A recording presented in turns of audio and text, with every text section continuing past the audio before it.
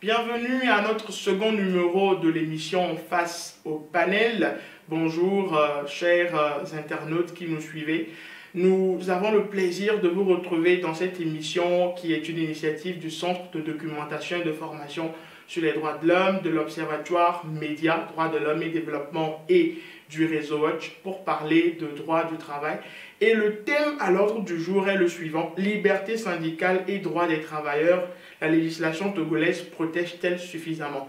Et dans ce cadre de débat, de décryptage et de discussion autour des actualités sociopolitiques et droits de l'homme, nous avons le plaisir d'avoir deux spécialistes de la question pour en parler avec nous. À ma gauche, nous avons Joël Aménignan qui est consultant, spécialiste du droit du travail et de la gestion des ressources humaines. Joël, bonsoir, merci d'être avec nous, c'est vraiment un plaisir. Bonsoir Philippe et bonsoir aux internautes également. Alors, à ma droite, nous avons Spero Maoulé qui est un défenseur des droits de l'homme, enseignant de droit et spécialiste du droit du travail. Merci d'avoir accepté notre invitation, un plaisir également. Le plaisir est partagé. Bonsoir Philippe, bonsoir aux internautes. Et moi, je suis Philippe Plagbé, juriste, analyste et chercheur au CDFDH et j'aurai le plaisir d'être l'animateur de cette émission. Alors, le thème de notre émission de ce soir, c'est liberté syndicale et droits des travailleurs. La législation togolaise protège-t-elle suffisamment? On le sait, la crise sanitaire a eu un impact assez grand sur le monde du travail et que ce soit le rapport de l'Organisation internationale du travail qui a été publié en mars 2020 en début de crise, ou le rapport de la Chambre de commerce et de l'industrie du Togo publié en mai 2020, on y voit beaucoup en réalité de conséquences néfastes sur le monde du travail. Donc ma question s'adresse à Joël. En deux mots, comment le monde du travail, spécifiquement au Togo, a vécu et vit toujours la crise sanitaire? Merci Philippe. Tous les rapports que tu viens de citer, que ce soit au niveau international, comme au niveau en interne, même au niveau régional, parce qu'il y a eu l'UEMOA aussi, qui a produit un rapport sur l'état de l'économie et de l'environnement en général, du monde du travail dans le cadre ou bien dans le contexte de la Covid-19. Et le constat unanime pour tous ces acteurs, c'est que le monde du travail a subi un impact très très négatif par rapport justement à la survenue de cette pandémie. Comme vous le savez, ce n'est pas seulement une crise sanitaire d'ampleur mondiale, c'est une crise économique, c'est une crise sociale, et donc cela a impacté de façon très dramatique le monde du travail. Les statistiques qui ont été produites par les acteurs, bien les consultants qui ont mené ces rapports, ont montré que la grande majorité des entreprises du secteur formel ont été vraiment secouées par cette pandémie. Pratiquement la moitié, même plus, ont vu ont eu une baisse drastique de leur activité, et ce qui s'est évidemment traduit par des fermetures d'entreprises, des licenciements pour motifs économiques. Et si vous considérez le fait que le secteur informel, qui occupe près de 90% de l'activité économique dans nos pays, au Togo comme dans la sous-région, l'effet que cela a eu sur ce secteur informel-là est encore plus dramatique que ce qui s'est passé dans le secteur formel, parce que, comme on le dit souvent, ce sont des travailleurs indépendants, des artisans, des petits commerçants de vente de détail. Donc, c'est des gens qui vivent au jour le jour avec le revenu que leur activité leur génère justement de façon journalière. Donc, ils ont eu véritablement de gros problèmes pour continuer leur activité. Certains ont vu leurs activités s'arrêter carrément, et cela a eu bien sûr un impact sur leurs moyens de subsistance et également sur certains aspects liés à la protection sociale, comme la prise en charge des charges de santé, mais aussi d'autres aspects comme l'éducation de leurs enfants, etc. Donc, c'est à peu près le résumé qu'on peut faire à l'heure actuelle par rapport à l'impact de la pandémie de la Covid-19 dans le monde du travail au Togo et même dans la sous-région ouest africaine. Je pense que c'était vraiment foisonnant de détails. C'est vrai qu'on savait que le monde du travail avait été vraiment touché à la lecture de ces rapports. Et justement, la question du secteur informel intéresse. Parce qu'il semble que, comme vous l'avez dit tout à l'heure, Joël, qu'il a été vraiment touché. C'est un secteur où les travailleurs ne disposent pas réellement de droits et de protection sociale. Spéro, est-ce que vous pensez que la crise a été un facteur aggravateur de ces conditions et comment cela l'a été? Oui, il faut d'abord préciser que si on parle de la crise liée à la COVID-19, il y avait déjà une crise sociale qui affaiblissait substantiellement les revenus du secteur informel. Maintenant, ça ne s'est fait qu'aggraver avec la COVID-19. Surtout que, contrairement aux pays européens qui ont pris des mesures dans pratiquement tous les domaines pour accompagner les salariés et les employeurs, au Togo, c'est vrai qu'on a essayé de prendre les mesures, mais les mesures proposées n'ont pas été à la hauteur de ce qu'il fallait. Et on a oublié certains secteurs, même si on dit que c'est informel et que donc ce n'est pas de façon publique, mais il y a des secteurs qui avaient besoin vraiment de moyens et qui malheureusement ont subi le contre-coup de la COVID-19. Heureusement que nous, on n'est pas arrivé jusqu'au stade du confinement complet. Et que grâce au fait que également on a su arrêter à temps le couvre-feu, ou en tout cas le décaler un tout petit peu, sinon il y aurait eu beaucoup plus de drames que ça. Il y a tout un secteur qui travaille la nuit, qui évolue dans l'informel, les dames qui vendent à manger, il y a tout un domaine qui travaille comme ça et qui avait besoin de toujours continuer à fonctionner. On a accordé nos vies, je crois, à une partie de la population, mais avouons que ce montant-là n'est pas pour sauver les gens, mais c'est juste pour les accompagner un tout petit peu à survivre. Et ce n'est pas tout le monde qui a reçu. Est-ce que l'État avait véritablement les moyens d'accompagner justement ces travailleurs, qu'ils soient dans le secteur formel ou informel? Parce que c'est une question de moyens. On sait qu'il y a une cagnotte de 400 milliards qui avait été annoncée et que beaucoup de sources ont déclaré que c'était compliqué de même réunir ne serait-ce que le centième de cet argent. Est-ce que vous ne pensez pas que l'État en fait a été vraiment dans la limite de ses possibilités? Il faut reconnaître que l'État a fait ce qu'il peut faire. Mais il faut reconnaître aussi que quand on gouverne un pays, on gère en fonction des moyens. Et on ne doit pas prendre les mesures parce que les Européens ont pris des mesures. Il faut prendre les mesures en fonction de nos réalités. Le couvre-feu, en réalité, je ne vois pas véritablement son impact sur le ralentissement de la Covid. À la rigueur, on aurait pu fermer les lieux de rassemblement qui pouvaient générer beaucoup plus de cas de maladie. Mais faire couvre-feu pour la simple prévention, comme on le fait en Europe, je crois que c'était déjà une erreur. Et donc, c'est tout à fait normal que cette erreur-là se régénère, se reperpétue dans d'autres domaines d'activité. En réalité, je défie quiconque qui va montrer que parce qu'on dit aux Togolais de se coucher un peu plus tôt, que ça empêche Corona, que de dire fermer les bars, fermer les lieux de spectacle et de voir le résultat que ça va donner. En Europe, on a fermé les salles de spectacle.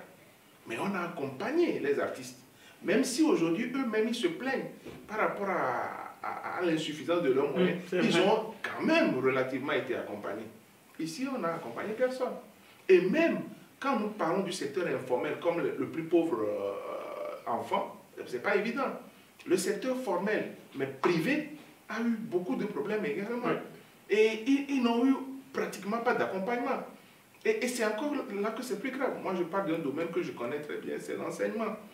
L'enseignement privé, où il n'y a eu aucun accompagnement de l'État. En tout cas, si vous n'accompagnez pas l'État, selon ce que certains ont eu à dire en coulisses, ils disent que oui, mais quand même, les étudiants ont payé. Donc, ce n'est pas eux qui vont aider les établissements à devenir riches. Mais la seule chose qu'ils oublient, c'est que ce n'est pas tous les étudiants qui sont revenus. Ce n'est pas tous les étudiants qui ont pu solder parce que les parents eux-mêmes ayant des difficultés. Et donc, du coup, les enseignants n'ont pas été accompagnés.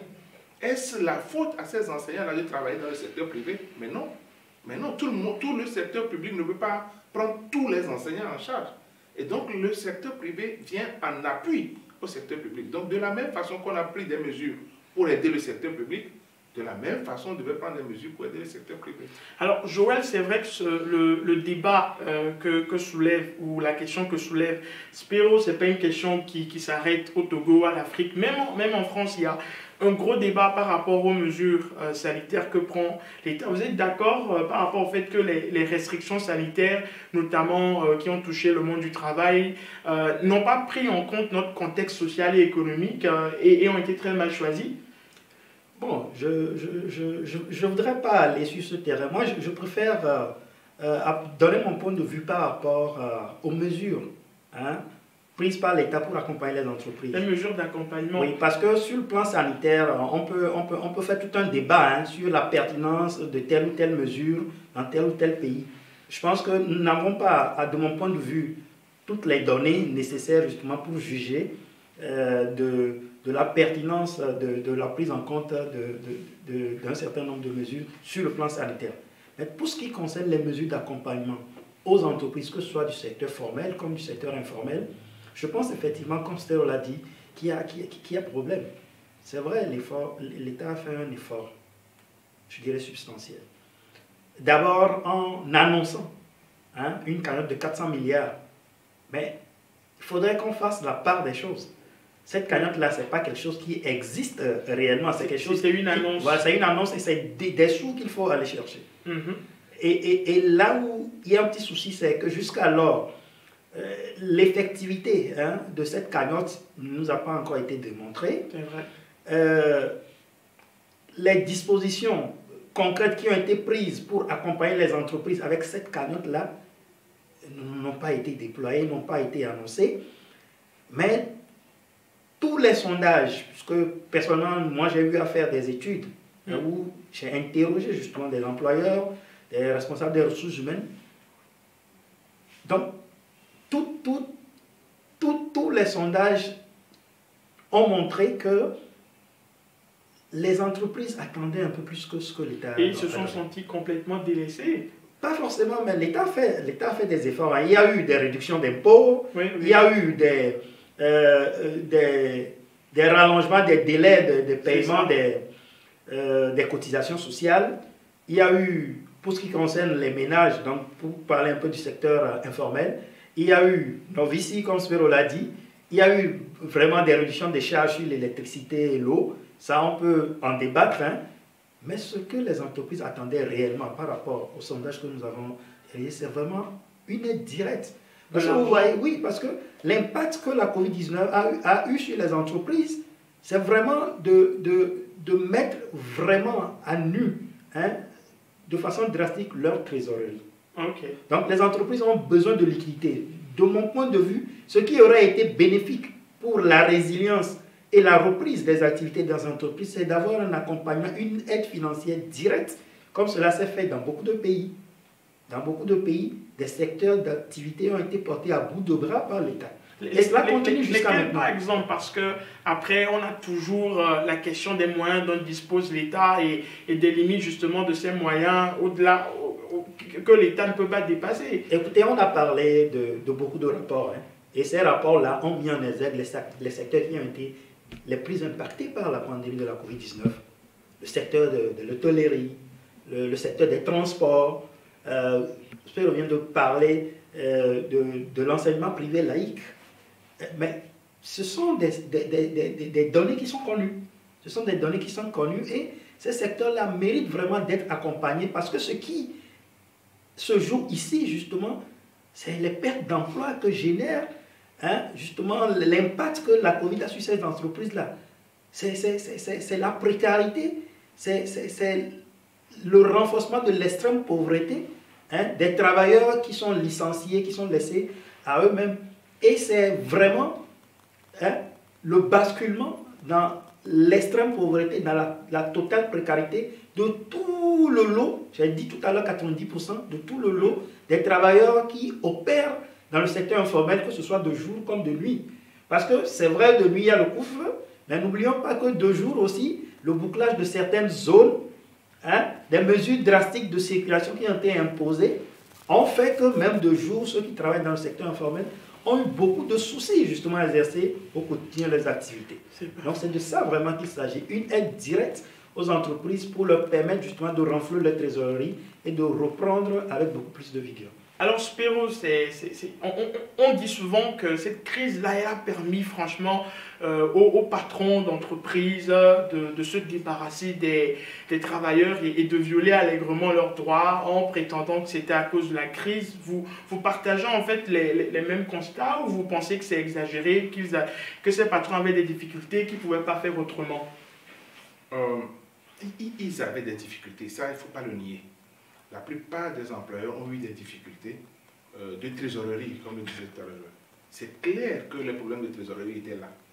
Mais c'est évident aussi que les gens ont profité pour licencier, surtout que notre code de 2006 laissait une imprécision. Des failles.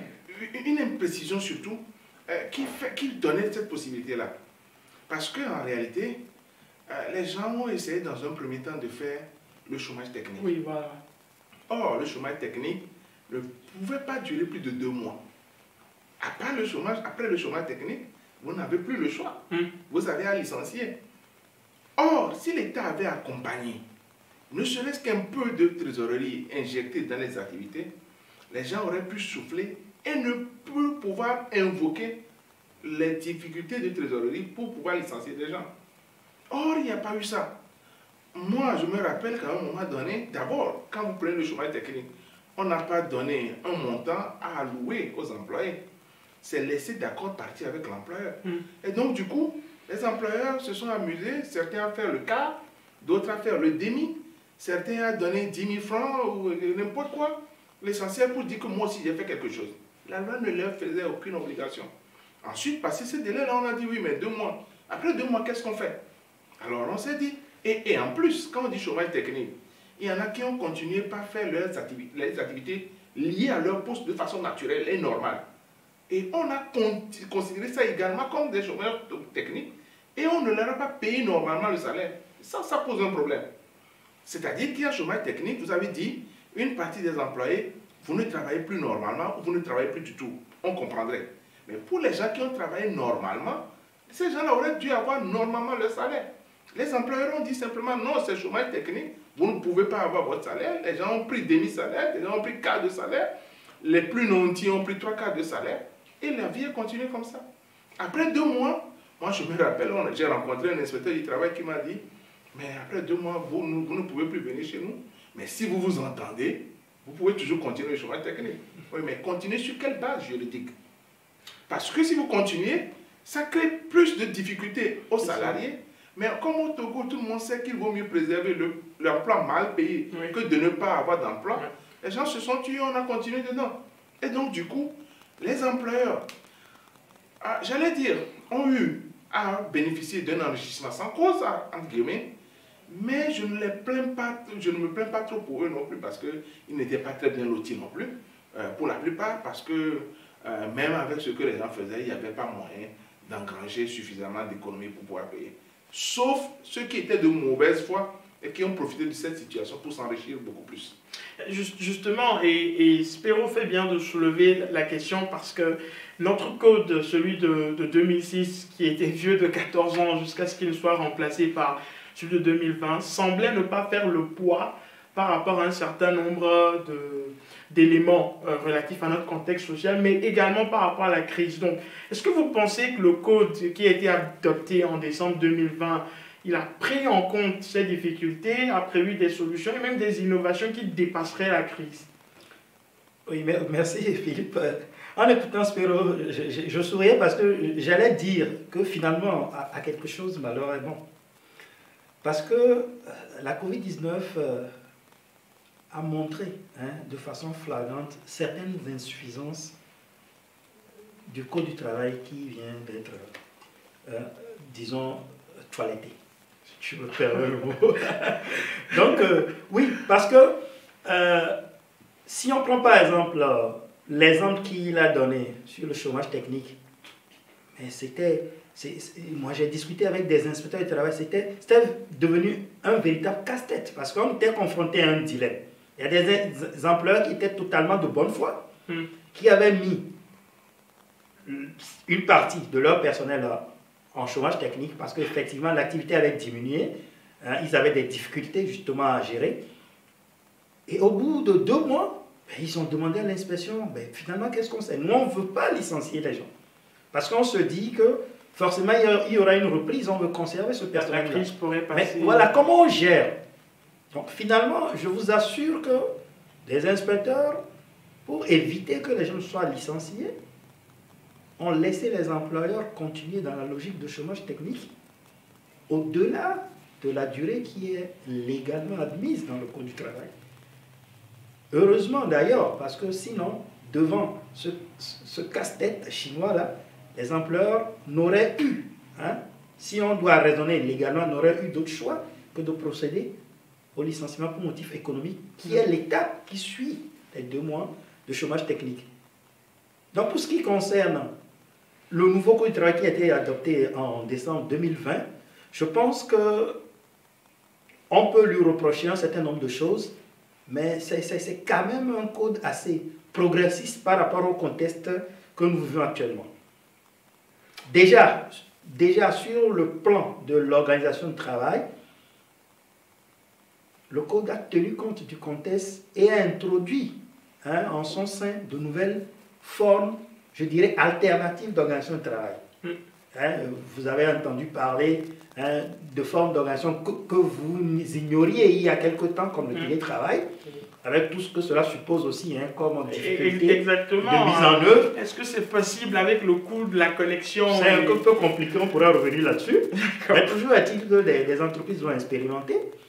Il y a d'autres formes qui ont été introduites. L'annualisation du temps de travail qui permet d'alterner les périodes de forte activité, les périodes de plus faible activité. C'est vraiment une forme d'organisation de travail qui est très adaptée dans le contexte de la COVID-19, parce que quand vous avez un pic d'activité, vous pouvez allonger les heures de travail ou bien les jours de travail. Quand vous êtes en décrue d'activité, vous pouvez justement réduire et le tout en fait finalement faire une moyenne et payer par rapport à ça. Donc il y a des formes comme ça qui ont été introduites qui sont tout à fait en phase avec le contexte. Même la forme dont je viens de parler, l'annualisation peut être extrapolée même après la Covid dans des secteurs comme le secteur de l'éducation où il y a des périodes, disons de 3 mois, les vacances scolaires d'inactivité et qui posent problème depuis un certain temps et qui va encore poser des problèmes forcément. Donc il y a ces formes-là qui ont été introduites. Il y a d'autres formes qui étaient déjà dans le Code du travail mais qui ont été réaménagées pour prendre en compte le contexte comme le travail à temps partiel.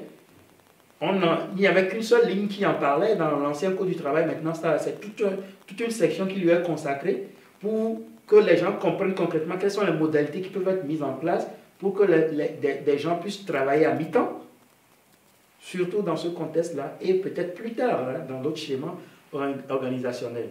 Donc, il y a ces aspects-là du Code du travail qui ont été intégrés et qui, de mon point de vue, sont assez bénéfiques dans le contexte actuel. Il y a également des innovations qui ont été apportées, qui, de mon point de vue, sont tout à fait adaptées justement aux difficultés que les gens ont actuellement. L'une des plus visibles, c'est maintenant l'obligation qui est faite aux employeurs d'assurer la couverture santé à leurs salariés. C'est devenu obligatoire avec le nouveau Code du travail. Je pense que c'est vraiment une progression en termes de protection sociale. C'est vrai qu'on a donné un moratoire aux entreprises, et ça aussi c'est tout à fait normal, parce que dans le contexte actuel, il faut que les entreprises se préparent. On appelle ça les difficultés de trésorerie, mais c'est déjà acté et ça va se faire. Donc c'est une avancée très importante. Il y a d'autres aspects aussi qui ont été clarifiés, qui étaient problématiques avant, qui l'ont encore été plus dans ce contexte pandémique actuel. C'est le problème du recours au contrat à durée déterminée. Il y avait toute une polémique des interprétations abusives sur le recours au contrat à durée déterminée, parce que ces deux articles, en fait, ces deux alinéas d'un même article qui étaient plus ou moins contradictoires. Donc, ça a été clarifié. Maintenant, vous pouvez faire un CDD de 4 ans maximum.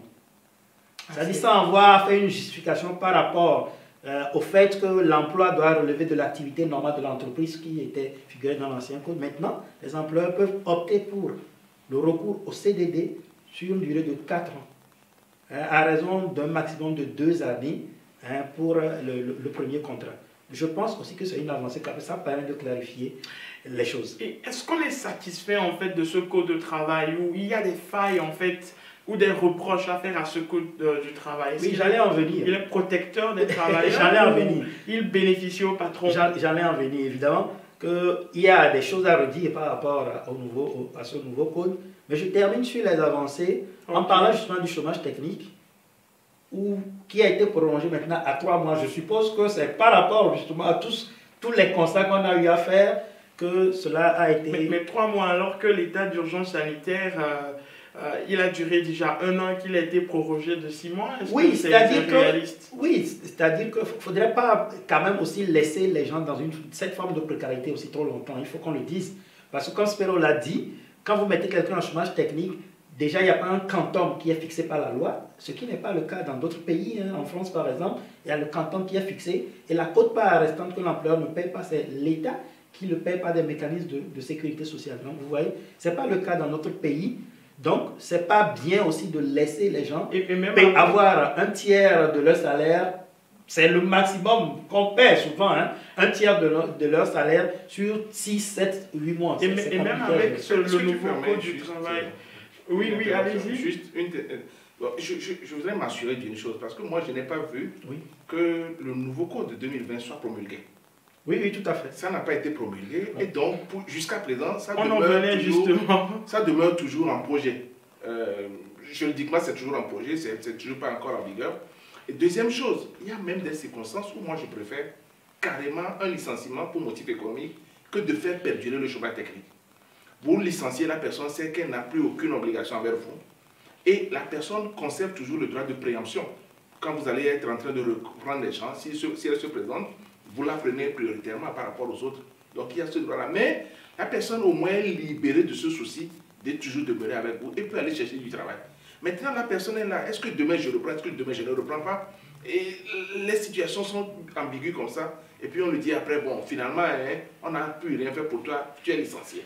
Et voilà des problèmes. Oui, tout à fait. Je suis tout à fait d'accord avec Spero. Dans un schéma classique où tout est normal, dans la normalité, je suis tout à fait d'accord avec lui. Parce que, comme je l'ai dit, c'est une situation de précarité qu'on instaure avec le chômage technique. Il ne faut pas que ça perdure. Parce que ça a des implications qui sont plus néfastes même que si on mettait la personne, si on licenciait la personne pour motif économique. Pour toutes les raisons qu'il vient d'évoquer, naturellement. Mais nous sommes dans un contexte qu'il faut prendre en compte. Si on allonge un peu, c'est bien.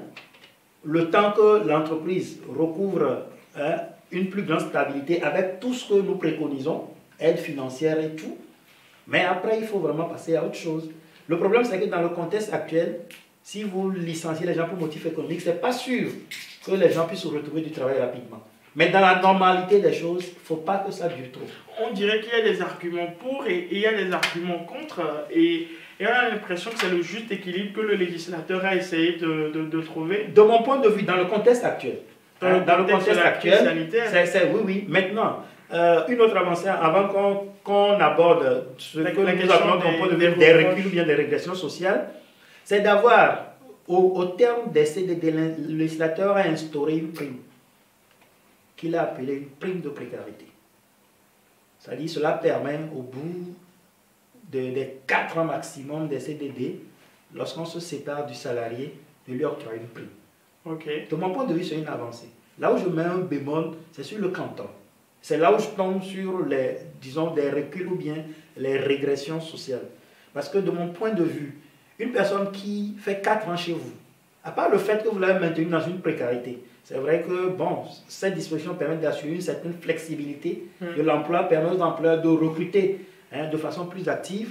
Mais lorsque vous vous séparez de cette personne, je pense qu'un mois de salaire, pour solde de tout compte, me semble assez... Oui, jusqu'à preuve du contraire. C'est ce que j'ai vu cela me semble assez dérisoire comment primant de bonne séparation, guillemets, ou bien prime de précarité, comme on l'a dit. C'est vrai déjà que trouver de l'emploi, ce n'est pas facile. Si c'est simplement un mois de salaire qu'on vous laisse pour survivre en entendant, voilà. Donc, là, je suis en train d'entrer dans ce que je considère comme des reculs. Mais avant d'avancer dans les reculs, c'est pour ça que moi, je n'ai pas voulu considérer la modification de l'article qui faisait divergence au niveau du contrat de durée déterminée, comme si c'était un problème. Pour moi, d'ailleurs, il fallait revenir à l'écriture de 1974 en partie, où déjà on disait que vous ne pouvez pas faire un CDD de plus de 2 ans. C'est ça. Parce que faire un CDD, ça suppose qu'après une certaine période de travail, la personne est à la maison. Si la personne est à la maison parce qu'elle a été occupée longtemps dans un emploi, ça va lui être beaucoup plus difficile de trouver du travail. C'est vrai. Maintenant, si vous le mettez 4 ans sur place et que vous le faites partir, qui va le prendre après 4 ans? Et donc, c'est pour ça que, même si on doit être en règle, il faut plutôt corser les difficultés pour instaurer le contrat de durée déterminée. Et si on voit en principe les critères pour lesquels on prenait dans un contrat de durée déterminée, il fallait plutôt diminuer le quantum du contrat de durée déterminée et le mettre à 2 ans. Maintenant, si on ne l'a pas fait et qu'on a toujours pris 4 ans, au moins, qu'on ne parle pas de prime de séparation, de précarité, prime de précarité, mais qu'on l'appelle plutôt une indemnité de stabilisation ou quelque chose comme ça, et qu'on fixe ça peut-être à au moins 6 mois de salaire pour la personne. Je crois. Pour que la personne, non seulement ça permet à la personne de survivre pendant un certain temps, 6 mois c'est relativement logique, mais ça dissuade également les employeurs à faire les CDD. Parce que s'il doit faire CDD, il sait que même quand il part, il va payer 6 mois de salaire. Je crois qu'il va dire, autant le garder il sera moins tenté d'y faire recours. Donc on ferait moins recours au CDD pour faire plus recours au CDI. C'est pour ça que moi je suis un peu... Non, j'aimerais dire pour rassurer Spéroko, j'ai dit que c'est une régression sociale. Non, pas pour le CDD, j'ai dit que maintenant, la disposition a le mérite d'être claire. Je ne dis pas que je suis d'accord avec la logique de ce CDD. Sinon, sur la logique, je suis tout à fait d'accord avec lui parce que j'estime que, comme l'ancien code, l'ordonnance de 1974, l'ancien code de 2006, qu'on ne devrait pas recruter un salarié sous un CDD pour une activité qui relève, un poste qui relève de l'activité normale de l'entreprise. Si on le fait, c'est vraiment l'exception. Et ça doit être vraiment dans des cas très spécifiques, comme cela a été toujours fait dans les codes que nous venons de citer. Maintenant, le problème, c'est que le législateur a opté pour une position donnée. Assurer la flexibilité au niveau justement de l'emploi.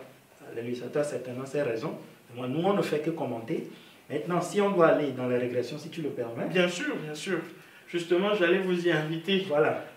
L'une des choses qui, moi, de mon point de vue, sont sujettes à caution, c'est l'introduction dans la gamme des sanctions disciplinaires de certaines sanctions qui me semblent assez problématiques, comme la rétrogradation, comme la mutation. Ce sont des sanctions qui ont cours dans l'administration publique, mais dans le secteur privé, puisque le Code du travail couvre le secteur privé. Dans le secteur privé, je pense que c'est assez problématique. Je donne juste un exemple.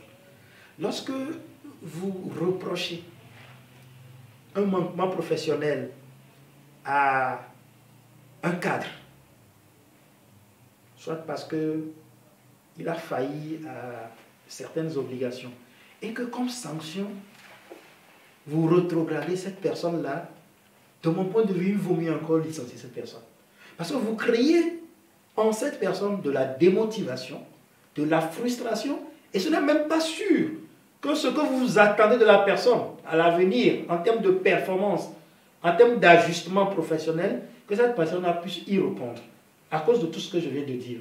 Donc pour moi, ce sont des sanctions qui consacrent une régression sociale par rapport justement... Mais quand on vous écoute, on a l'impression que le Code du travail, il a donné au patron la massue pour frapper le travailleur. C'est-à-dire, d'abord, il peut prendre n'importe quel travailleur pendant 4 ans, puis le laisser avec 1 mois de salaire. Après, si le salarié commet une faute, il peut le rétrograder, le muter comme il le souhaite. Donc, est-ce que vous pensez en fait que ce Code du travail, il bénéficie plus au patron qu'au travailleur, qu'à l'employé?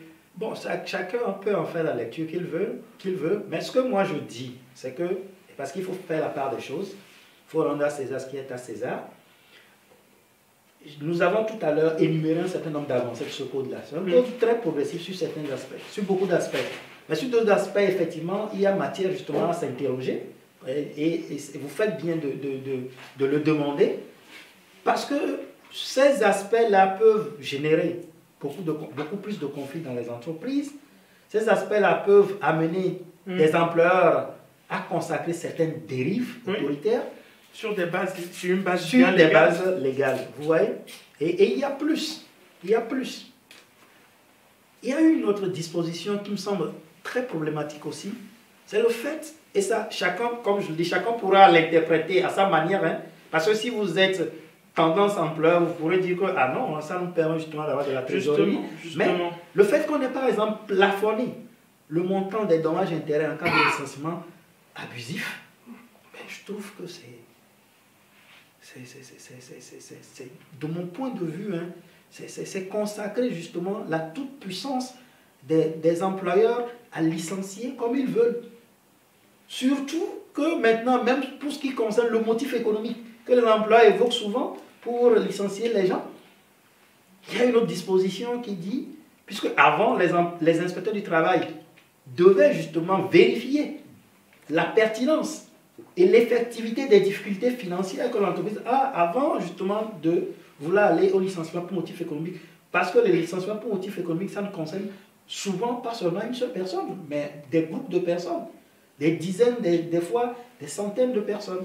Vous voyez, donc le fait qu'on ait enlevé ce pare-feu, hein, pour ce qui concerne la vérification au niveau de l'inspection, ça aussi c'est problématique. Ça veut dire que dorénavant, l'employeur peut juste dire j'ai des difficultés pour motif économique et mettre à la porte 10, 20, 30 travailleurs. Voilà un certain nombre de dispositions que nous avons relevées qui nous semblent vraiment prêter à caution, un sujet à caution, très problématique dans le nouveau Code du travail. Espérons, j'ai envie de vous poser une double question. Est-ce que, c'est vrai, vous avez déjà réagi sur les inquiétudes de Joël, mais est-ce que vous partagez en fait cette préoccupation? Et justement, vous le disiez, le Code de travail n'étant pas encore promulgué, le nouveau, donc il y a quand même du temps de revenir justement et de s'assurer que ces failles-là puissent être comblées avant que ce code ne rentre en vigueur. J'ai craint qu'un sourire dans ce cas de question-là s'assimilerait à de l'ironie. Mais franchement, ça me fait sourire. Parce que quand tu dis, est-ce que... Vous êtes aussi sceptique que ça? Est-ce qu'il n'y a pas un temps pour revenir? Est-ce qu'on a eu le temps de nous consulter avant de faire? C'est devenu monnaie courante. Hein.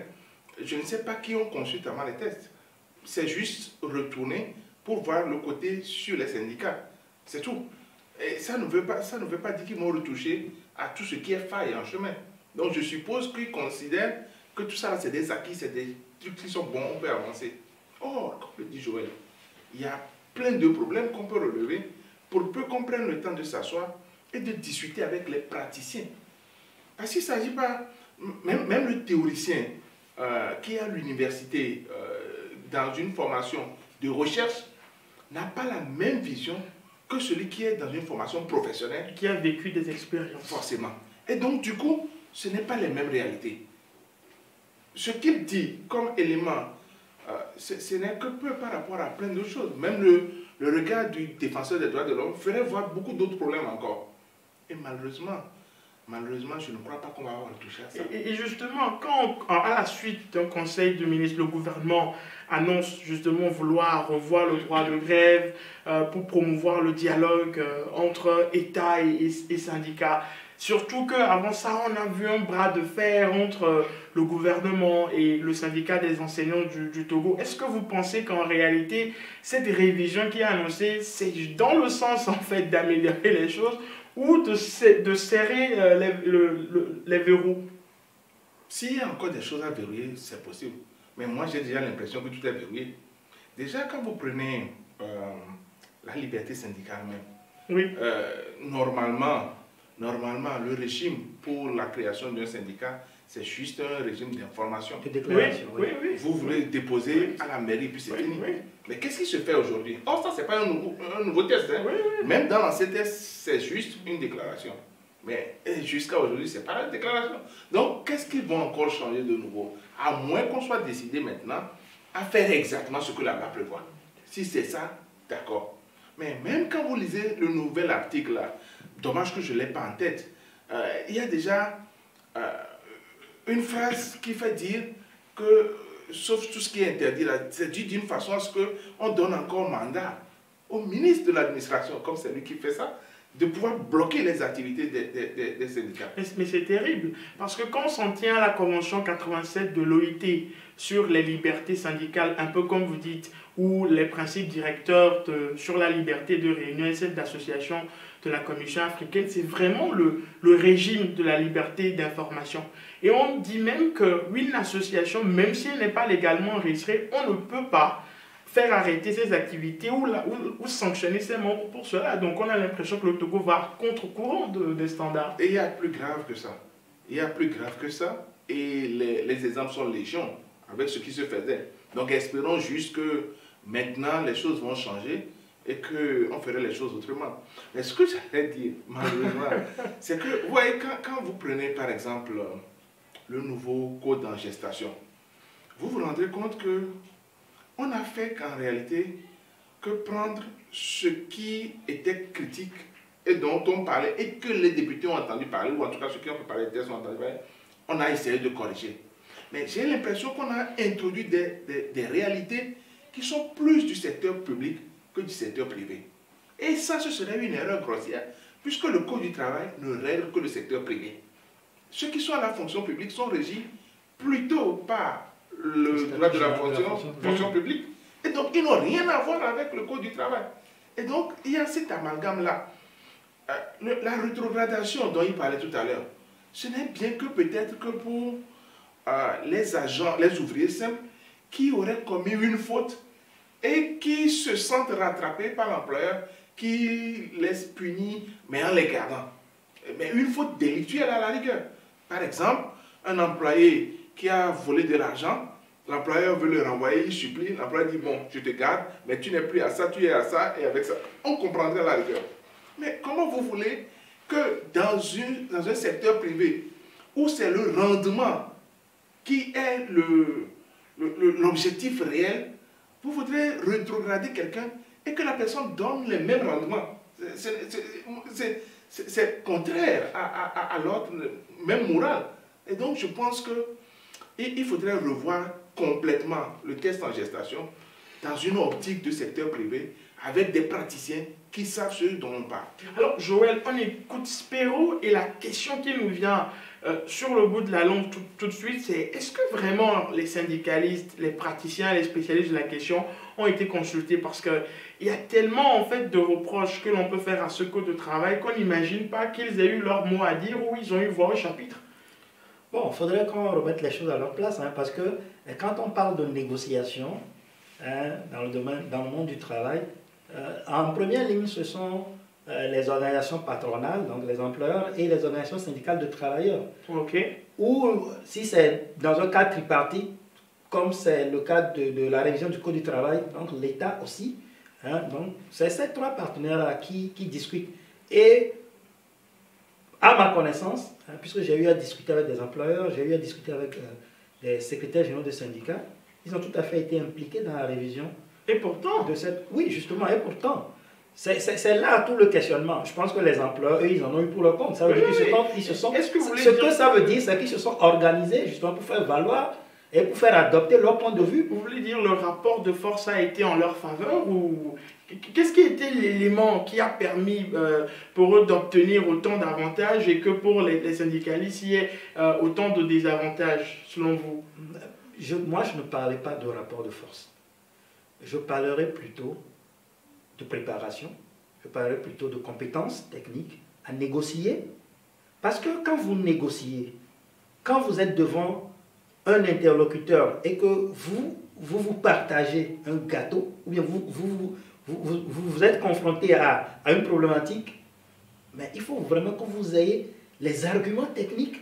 Exactement. Pour convaincre la personne du bien fondé de ce que vous avez à dire. Ce n'est plus de l'activisme. Voilà, si les employeurs ont pu argumenter sur la réalité ou bien le bien fondé de tel ou tel de l'insertion de telle ou telle disposition, je pense que les organisations, les secrétaires généraux ou bien ceux qui ont été envoyés dans les instances dans lesquelles ils ont eu à discuter auraient pu aussi avoir les capacités pour dire que non, tel que nous sommes en train de les relever ici, de telle disposition consacre des régressions sociales et sont problématiques. C'est comme ça que moi je vois la chose. Je reviens vers Spéro parce qu'il y a encore d'autres questions que je termine pour répondre à ta question. D'accord. Voilà, à ma connaissance, il y a eu des instants dans lesquels ces choses ont été discutées.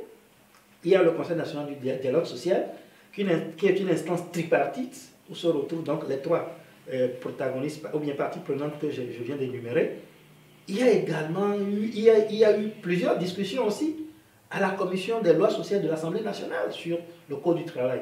Donc je pense qu'à ces occasions-là, sur les thématiques, les problématiques que nous venons d'évoquer, les organisations syndicales de travailleurs, du moins les représentants qui ont été mandatés pour défendre justement ces dispositions, auraient pu faire mieux.